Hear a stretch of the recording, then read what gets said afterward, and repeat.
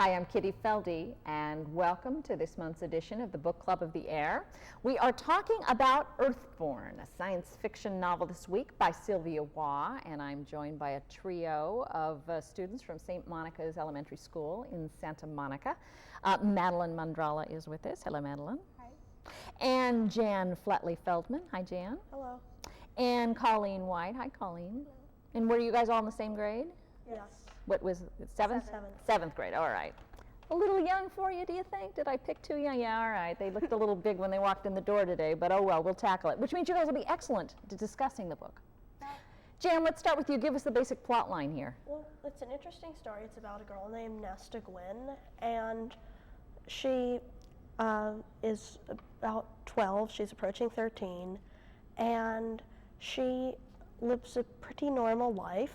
Her best friend's name's Amy, and one day her parents introduce the fact to her that apparently they are from another planet, and this planet is called Ormangat, and that they're going to have to travel to this planet, which she's heard these fairy tales about too very soon.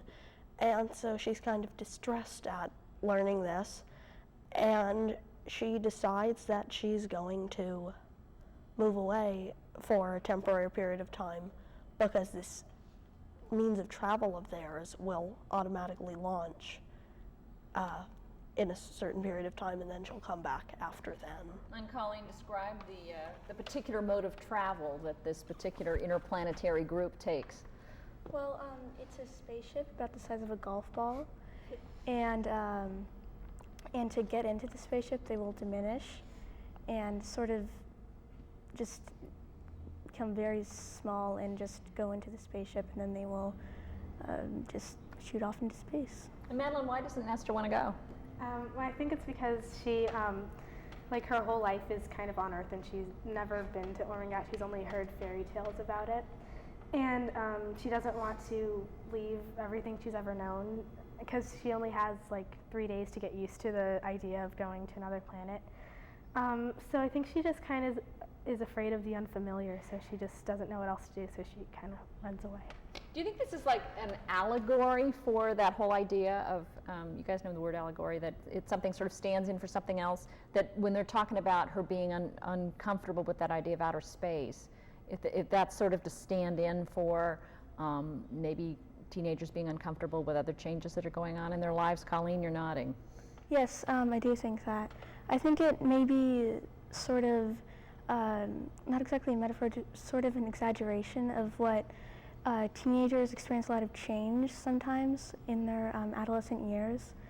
And this, with Nesta learning that she has to move to another planet, that just might be a large exaggeration of maybe moving to a different school or state or something like that. Well, she chooses to run away. Is that something, this is the kind of book that an adult would go, ooh, no, moving away. I mean, running away, that's a really bad, we're setting a bad example for young people who might actually do this. But from your point of view, does it make perfect sense? Does it sound like something you would do yourself, Madeline? Well, if I was told I was moving to another planet, I may decide to run away. But if your parents were just moving to Boston? If my parents were moving to Boston, I think I could live with that. There are times any kid probably feels like running away at one point or another. I mean, it's just normal. Have you ever run away when you were little? Yeah, by accident. By accident? Well, when I was really little, I at a department store, I hid in the racks of clothes. My mom couldn't find me. But that's as close as it's ever gotten. How long did it take to get found? I don't know, 30 minutes. Oh, okay, sorted and clothes. You didn't spend the night in the department store. Jan, what about this idea of running away? Well, I understand why she ran away, because it was very unfamiliar to her to get in this whole idea of diminishing into this spaceship and then sitting in it for 2 years and going to this kind of strange place. So she didn't want to be around that, and she wanted to know her friends on Earth. And yes, I believe that. I understand why she ran away. Would you, if you were in a similar situation? If I was in the position, I would actually be kind of excited. So even though I'd be afraid to diminish and go in this spaceship, I would kind of control myself and go, I think. You'd look at the advantages rather than Yeah, I think it would be exciting. Have you ever gotten mad enough at your folks that you run away from home? I'm not, maybe it would happen, but not yet. Not yet. All right, forewarned is forearmed. What about you, Colleen? What about was she justified in making that decision, do you think? Well, if I was in her position, I probably would make an attempt to run away, but maybe sometime I would realize that it was best if I did go with my parents. And I think that maybe running away was just sort of running away from the truth, and maybe she just should have gone. But I do understand that she wouldn't want to leave. Have you ever gotten mad enough at your folks that you've packed a bag and left the house? No. I went to the library one time and hid out in the library, which was down the street, but that's about as far as I got. Some of my friends went to Burger King one time. For how long? Just, I don't know, an hour. See, that's not. Well, what about the plotting and the strategy? I mean, actually, to think about that, because it's harder, I think, when you're 13 to. I mean, you can't drive. You're kind of spotted if you're outside during school hours, oftentimes. So trying to escape, I would think it would be a lot harder if you're, 13 than if you were over 18. Yeah, because 13 is kind of an awkward age because you're not exactly a kid anymore, so you can't you're not always with your parents and always being controlled, but you don't have complete independence because you can't drive, so your parents are pretty much or walking is your only way of transportation. So yeah, I think that's kind of a. I mean, how hard would it be for you? I mean, we've already decided that except for one small exception when you were very small for a very short period of time and it sounded like an accident, none of you are prone to run away. But how hard would it be for you if you had decided, or if someone your age had decided that this is something they wanted to do for only a couple of days? How hard would it be to do? It would be very difficult because you'd have to, first of all, find a place to stay, which wouldn't be easy because it's dangerous if you're just going to go out on the streets and, Especially in Los Angeles. Yeah. Yeah. Yeah. So that would be an issue. And then, food and not getting caught and entertaining yourself. I mean. I wonder if you'd be like that runaway bride with all of the TV cameras following you after when she showed up again. Yeah. Yeah. Then you'd have to answer a lot of questions and. Yeah. Jan, do you think you could do it? I think it would be possible, but you need to, like she did, you have to plan ahead and think of all that you're going to do. But I don't think it's as hard when you're only going to have to stay away for a few days versus somebody who, say, just doesn't like their parents or something, and so they run away for the foreseeable future. Yeah. They have that witness protection program that they help people basically disappear off the face of the earth and give them new identities and move them to the other place and give them new jobs, but that's when you have a lot of help, not just doing it on your own. What about you, Colleen? How easy would it be for you to plan such a thing? Not that you would. You've already established that, but if...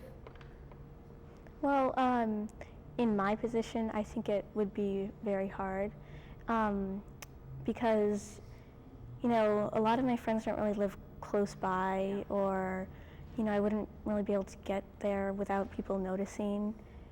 And in Nesta's situation, she had a very loyal friend that wouldn't tell anybody. And she also had the advantage of, a garage that was set away from the house and that type of thing. So I think it would be very hard in my position. They also have public transportation, because this takes place in England, which is kind of you could do it on the bus here, but it's hard. It's really hard. What do you think of the writing style of this book? We've already established you're a little too mature for this book. About what grade do you think this is appropriate for? Malin? Fifth grade? Sixth, maybe. Yeah. Yeah. Yeah, I agree. What are you guys reading now? I like teen nonfiction or teen fiction. Like? Like, my favorite author is probably Sarah Dessen. I don't know Sarah Dessen. Have you ever heard of the movie How to Deal? Yeah. Yeah, she wrote the 2 novels that it was based on. Huh. Yeah, she's one of my favorites. I have to write it down so that I can look that one up. All right, we'll come back to more reading suggestions in a minute, but let's stay with what we have right here. This might be categorized as science fiction, but I don't know, is it science fiction? Somewhat, it's kind of I think it's a mix of science fiction and maybe kind of like a mix of like teen and child fiction kind of, because it's not really, doesn't get into the exact details of all the foreign technology. And language and culture and all the rest of that. How would you describe this, Colleen? Well, I think it's a bit of a science fiction book, but as Jan said, it's also sort of about like a adolescent's development, so it would sort of be categorized as perhaps a teen fiction book, possibly. Did you like it? I actually did. Did you? At first, I thought it was a bit hard to get into, but then when the story really started progressing, I liked it. Yeah, because the first part of the book, they have this whole sort of preamble about her being bullied in school. So that just didn't read like anything you hadn't seen already before. So was the science fiction stuff you too, Colleen? I mean, Madeline? Yeah, I mean, I agree with how the theme is, but yeah, it was a bit hard to get into at first, but then, I mean, it was like a normal situation that any kid would have at the beginning, but then they reveal to you very early on that the mother has these powers, which is very science fiction-like. So that sparked your attention? Was that enough to keep you reading? Yeah, I mean, it wasn't my personal favorite book, but I enjoyed it. Okay, well, there we go. Not personal favorite, but all right. What about you, Jan? Yeah, I thought it started up, it was interesting. Not like enthusiastic. Not when it was an exciting book and I recommend it, but I don't think when I'm 30 I'm going to look back on Earthborn, that amazing book. All right, I think that's a fair assessment of it. It may not have staying power at all. Did it seem dated at all to you at all? Not really. Okay, because I don't remember when it was. I think it's pretty recently that it was published. Are you a reader of science fiction, Madeline? Not really. I mean, I've read a couple, but I don't really remember them. I don't even remember what they were. Just maybe for a book report that was supposed to be for science fiction, but So I it don't was really. assigned reading, not something you would have picked up on your own. What about you, Jan? I don't really read science fiction. I've read a few science fiction books, but it's not really my favorite genre, really. And Colleen? I think I've read about two. Which were? Do you remember? One of them was called Interstellar Pig. Sounds like a picture book. Well, actually, the Interstellar Pig was a board game. That's something to do with aliens or something. I don't really remember.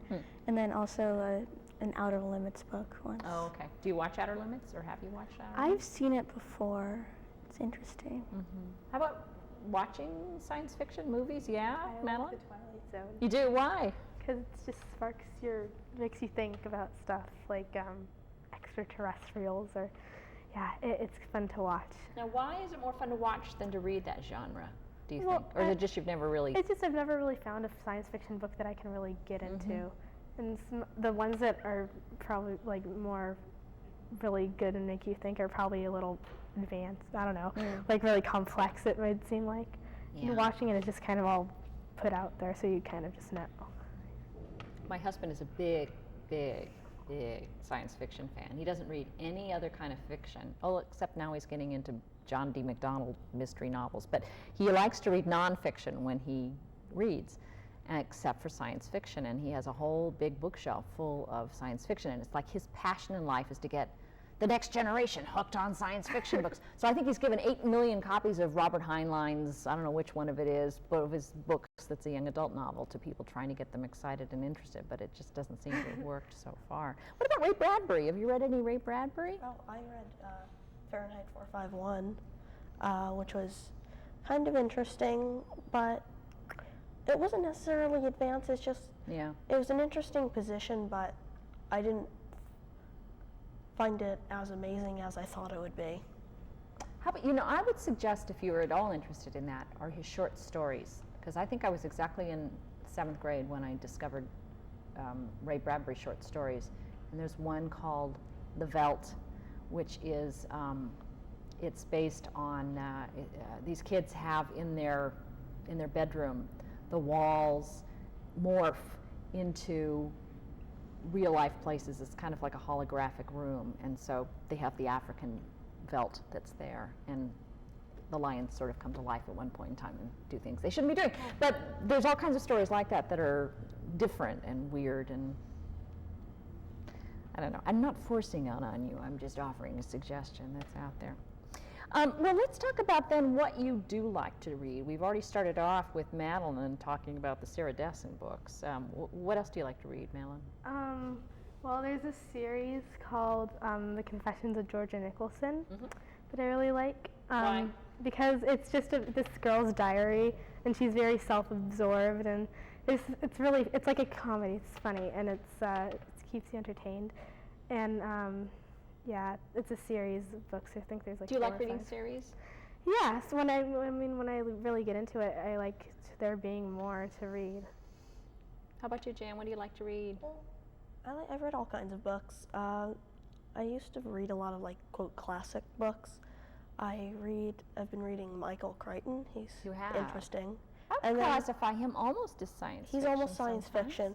And then I just remembered I was reading The Hitchhiker's Guide, Oh, talk about science fiction. which was definitely.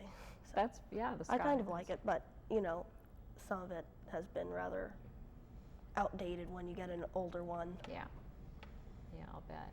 You know, I remember that from the radio series. They had an old BBC radio series that was pretty amusing, long before the books, I think even. I think the radio series Oh, came yeah. first, yeah. Yeah, I think I read about that. What else do you like to read when it's not even science fiction related? I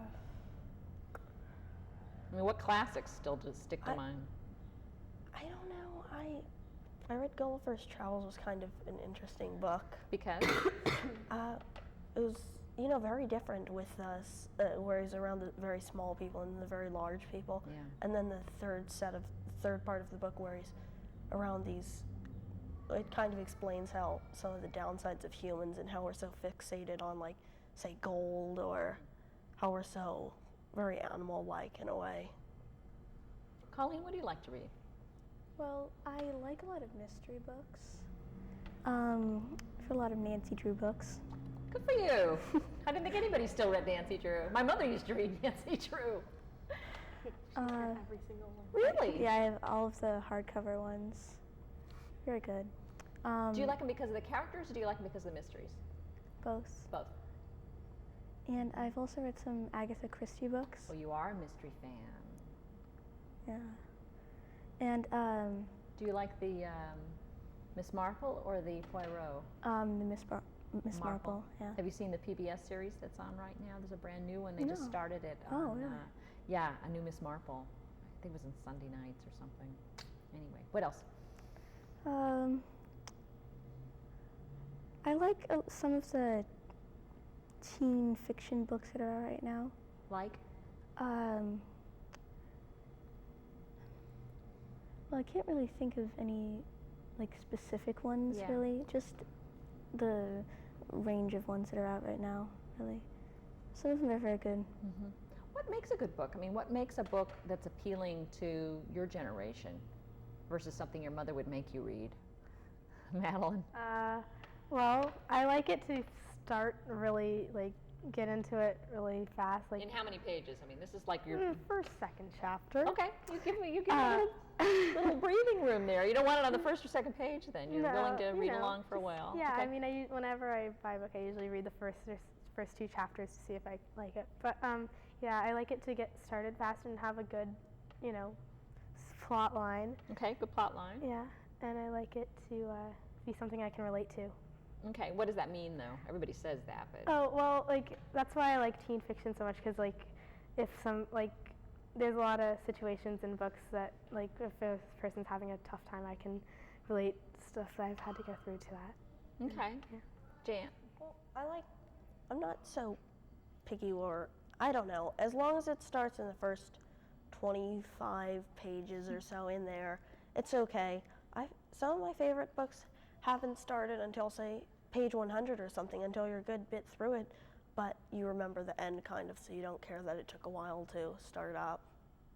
They used to say you had to stick with it for 50 pages, but I always wonder how patient we are in the 21st century of slogging through, and sometimes it is, especially as you start looking at the stuff they're going to give you in high school and college. Sometimes it takes quite a while for those 19th century. Some of the classics start off very slow. And give you much more information than you probably ever will need in the rest of your life. So, what makes a good book for you, Colleen? Well, usually the character and the character development, I think, and the plot. If there's not a good plot, then it's not really going to be a good book. And also really just, how the book really develops. If it's really slow in the beginning, and then if everything happens really at the end, then you might not really like it that much. You don't feel satisfied. You feel like Yeah. the author rushed through. Like Madeline said, I like how books sometimes have really exciting parts in the beginning. That's really interesting for me. All right, well, you guys are going to be the editors then of Earthborn, because I want you to improve this book. How would you improve it, or at least make it more interesting to people your age, readers your age? Madeline? I'd probably put a little bit, because they kept discussing Ormangat, this planet, but they never actually went there. So maybe, to add a little drama, the parents could go there, and Nesta could somehow go there too. I don't know. Yeah, but you wanted to see more of the I wanted to see more of the planet, because they kept describing it, and then, but it's like in the beginning they described it as a fairy tale, and then all of a sudden they said that they were making that up and they couldn't remember. So I was kind of confused, and they didn't really. They gave you kind of like an outline of how it would be, like you change form and your voice changes and stuff like that, but you never really knew how it changes. Yeah. So I would have liked. You hear it. They kept saying voice were changing. But I would have liked more detail. All right, more telling detail. Yes. Okay, Jan, improve this book. I think Madeline's suggestions were very good. Maybe if, say, because I think it would be kind of sad if both the parents left. So maybe say it mentions in the book that the Nesta's father wanted when he wanted to leave almost in a certain part. So maybe if the father left or something like this, and we could learn a little bit more about the planet, and maybe something to make the characters more unique also. Like what? What would help? Maybe.